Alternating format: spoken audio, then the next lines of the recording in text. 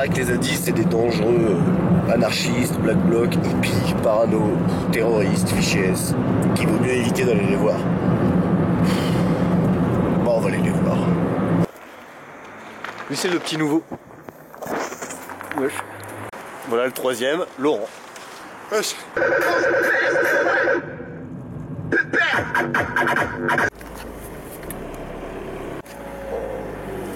On vient d'arriver à Kobolsheim. On est mort à gelé, à crever. Mais à crever. En plus, bien allongé. Tout bien, quoi. Au top. Donc, bah, Adam, qu'en penses-tu de cette petite nuit agréable? Ah, c'est vraiment cool. Viens dans 5 minutes. On est arrivé à Wolfenstein 3D. Après 7 heures de route en partant de Lyon, on est donc arrivé à Kobolsheim. Mais on est arrivé de nuit. Du coup, on a dormi sur place pour pas débarquer en pleine nuit dans la ZAD. On se promène un petit peu dans la ville et on se rend quand même très vite compte qu'il y a beaucoup de panneaux anti-GCO. Le GCO veut dire Grand Contournement Ouest. C'est donc le projet de Vinci, le projet contre lequel les zadistes et les habitants luttent aujourd'hui. Bienvenue à la ZAD du Moulin. Émission Express. Gardien de la paix, tu sais bien mal que tu gardes derrière ton bouclier. Ouvre grand les yeux et regarde. Ce sont tes enfants et tes sœurs sur les barricades. C'est ton sang qui coule à chaque fois qu'on abandonne. Es-tu sûr d'avoir choisi le bon camp? Rêves-tu vraiment à ça quand t'étais enfant? Si t'avais choisi ce métier pour protéger les gens, pourquoi es-tu ici en train de protéger leur argent? Gardien de la paix, tu es sûr que c'est bien elle que tu gardes derrière ton bouclier? Ouvre grand les yeux et regarde. Ce sont tes enfants et tes sœurs sur les barricades. C'est ton sang qui coule à chaque fois qu'on abat un arbre. S'il continue comme ça à réduire la forêt à néant, que restera-t-il de la terre pour nos enfants? Si tu restes là, oui, si tu les défends, tu cautionnes la folie de tous ces truands. Une ZAD, c'est une zone à défendre. C'est-à-dire qu'il y a des projets, donc ça peut être des prisons, ça peut être des autoroutes, ça peut être des centres commerciaux ou n'importe quoi en fait. Et bah non, on n'est pas d'accord parce que ça va détruire tel terrain, tel nombre d'hectares. Et du coup, bah, on vient sur la zone, on construit nos cabanes et puis on est là pour dire bah non, stop au projet quoi. Alors bon, moi mon arrivée, elle s'est passée avec un ami à moi, donc je suis arrivé ici en camion. En fait, ce que tu as à faire, c'est juste tu passes le portail où tu vas au verger, tu descends le verger. Et puis bah voilà, en fait, c'est juste ça, t'es juste libre de faire ce que tu veux. Après, tu vas te présenter aux personnes, tu visites un peu ou tu demandes à quelqu'un de te faire visiter. Puis voilà, il n'y a vraiment pas de, y a pas de jugement, il n'y a rien, on devrait même pas avoir peur de venir ici en fait. C'est simple. On se fait des préjugés nous-mêmes, mais en fait on a juste à arriver ici et puis poser son sac et puis voilà, ça commence quoi. Je commence. Le quotidien il est routinier et en même temps pas du tout routinier, c'est-à-dire que chaque jour c'est vraiment une nouvelle mission, un nouveau truc à faire, que ce soit aller chercher du bois, faire la vaisselle, ranger, se dire tiens vas-y on va faire une yourte ou on va aider les copains en verger, ou on va faire une action, ou bien on fait rien, on a juste envie de rien faire, parce que voilà c'est pas le jour, du coup bah, on reste aussi à rien faire. Ouais, c'est vraiment propre à chacun en fait, l'organisation, une organisation désorganisée, on est là pour faire, parce qu'on a envie vraiment avoir ce sentiment de liberté et faire ce qu'on a envie quand on est en la lutte pour mes idéaux, pour aussi apprendre un autre mode de vie, celui qui n'est pas du système de Babylone. On est vraiment là pour apprendre, pour lutter, pour combattre, et même si le combat n'est pas forcément gagné ou pas forcément perdu, bah, on est là, on apprend tous les jours, et à la fin bah, on a quand même gagné quoi. Pour l'instant on utilise pas mal les outils que Babylone a nous offrir, comme par exemple l'abondance de nourriture qui peut traîner un peu partout, l'abondance de produits, de murs, de tôles qui peut traîner un peu partout. Donc pour l'instant on utilise ces matières là pour se construire une base, pour montrer que voilà c'est possible. Mais c'est vraiment pour un côté précurseur, c'est vraiment pour montrer que voilà on n'a pas besoin de Babylone, on n'a pas besoin de cet argent pour pouvoir vivre très convenablement et vraiment en liberté quoi.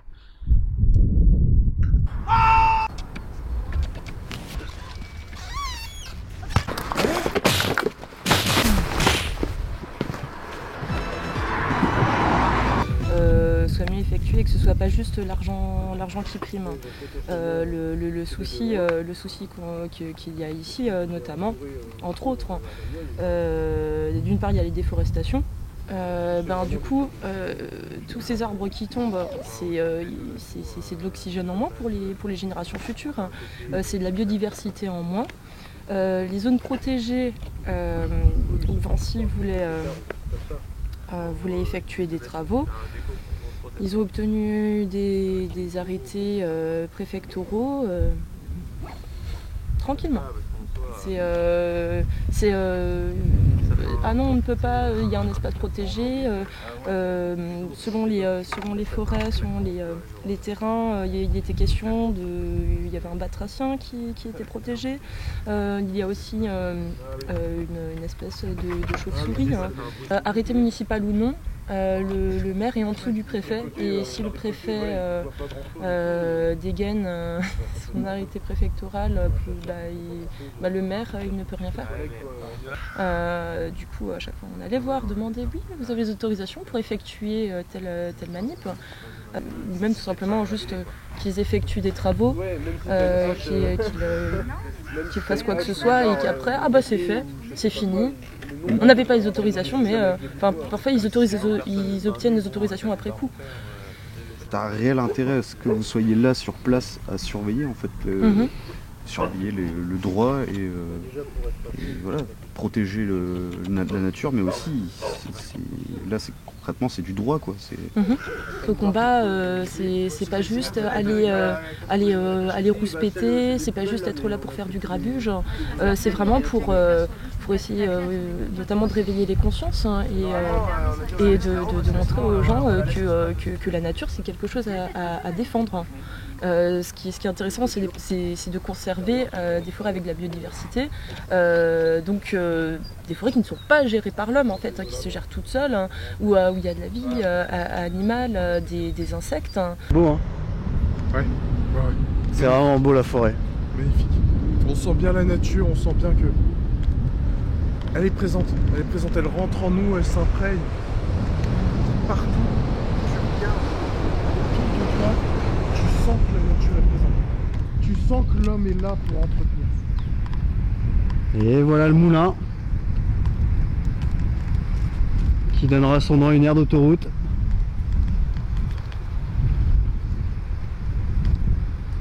On n'arrête pas le progrès.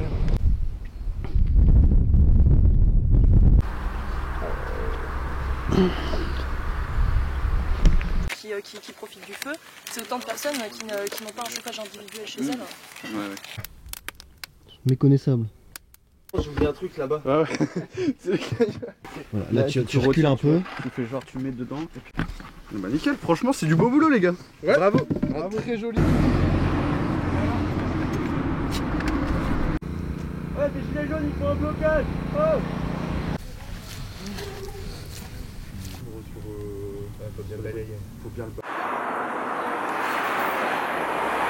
Ici on a suffisamment d'infos avec ceux de la ZAD, là on va aller voir des avis de gens qui sont autour. Allez.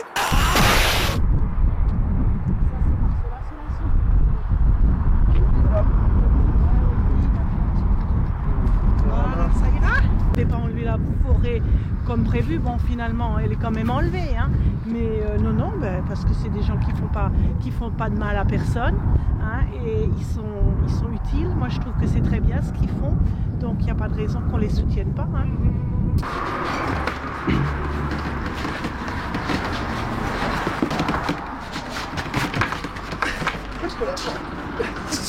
C'est bien toi que je préfère.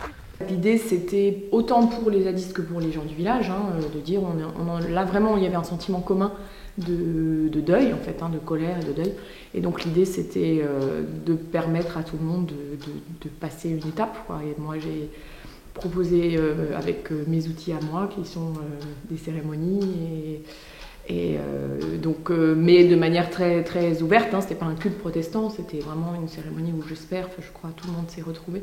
L'idée c'était effectivement de permettre de passer une étape parce qu'il y avait un état de choc, autant chez les zadistes que dans le village.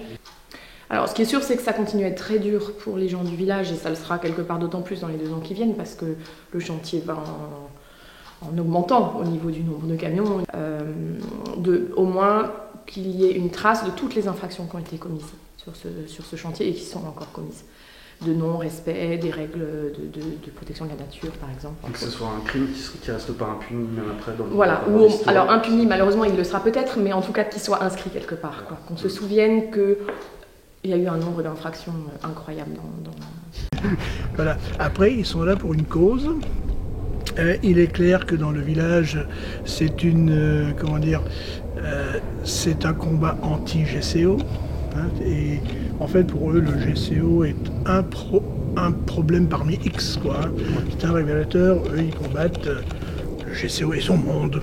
Et ça pourrait être d'autres sujets. Exactement. Et son monde. Et on a envie d'être d'accord avec eux, quoi. Mais il y a des gens qui ont une âme, qui ont des réflexions, qui ont des convictions, et qui ont le courage peut-être d'aller jusqu'au bout et de les vivre, ce que nous, tout un chacun, c'est pas facile, quoi, hein. Et on n'a peut-être pas franchement envie, quoi, hein. Mais donc eux, c'est un combat au-delà du GCO, dans le village c'est le GCO. Le fait d'avoir, vous parliez d'évacuation de la ZAD, le fait d'avoir évacué la ZAD, on a appris aussi, ici à Kolbsheim, que la violence pouvait être là où on ne l'attend pas. C'est-à-dire que on parle beaucoup de gilets jaunes aujourd'hui, on montre beaucoup d'images sur les gilets jaunes, on essaie de montrer beaucoup d'images de violence des gilets jaunes. Oui. Ici, quand je parle aux gens, les gens se méfient, enfin ils ne le voient pas du même œil, quoi. Parce qu'ils ont compris que la violence peut soit ne pas être du même côté, soit elle peut être provoquée par là où on ne l'attend pas, quoi. Et là, je pense effectivement aux forces de l'ordre, quoi. La démocratie, on a compris qu'elle a ses limites. C'est-à-dire qu'il n'y en a pas, mais elle a ses limites. Et nous, on a affaire à plein d'avancements de travaux, alors que juridiquement, il y a plein de choses qui ne sont pas bouclées. Des choses qui ne sont pas jugées sur le fond. Donc on a vu que on a vu le préfet faire des arrêtés, arranger tout ce qui n'allait pas. J'ai même observé des procédures, je crois qu'elles portent un nom, les avocats vous diront mieux que moi comment ça s'appelle, où quand ils sont en tort, ils se dénoncent eux-mêmes, font faire un procès-verbal par la direction des territoires, on paye une amende et la faute est effacée. Donc c'est extraordinaire, hein, il y a 500 ans, Luther a créé la réforme à cause de choses comme ça, quoi, hein. Donc c'était une forme de révolution et parfois on se demande sinon il ne faudrait pas une nouvelle, quoi.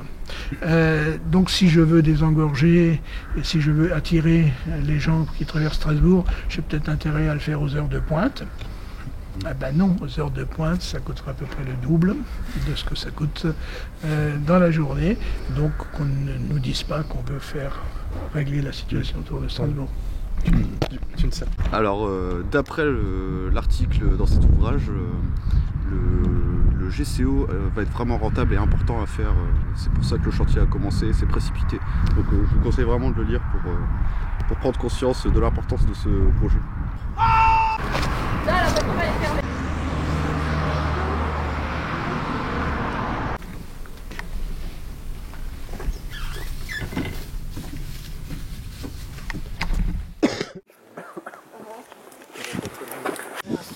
Bon bah voilà, moment du départ. Moi je voulais rester, bande de Aujourd'hui c'est le jour du départ. Aujourd'hui c'est le jour du départ. Aujourd'hui c'est le jour du départ. On va essayer d'interpréter les réponses à nos questions. Dans ce bastion de la lutte pour un idéal, comment on s'organise alors? Bah j'ai l'impression que ici chacun s'autogère. Ici c'est un peu, pour changer le monde, faut commencer par changer soi-même. Dans une ambiance bon enfant, sur un fond de Kenny Arcana, ils militent ensemble dans la non-violence face au chantier GCO, qui en plus n'est pas vraiment légal. Pour se nourrir et se loger, c'est uniquement de la récup et des dons. Pour se soigner, c'est compliqué aussi. Nous sommes avec des gens complètement libres, qui finalement s'entraînent à survivre à l'effondrement du système. Ils savent se débrouiller sans argent et avancent seuls mais tous ensemble vers un idéal commun.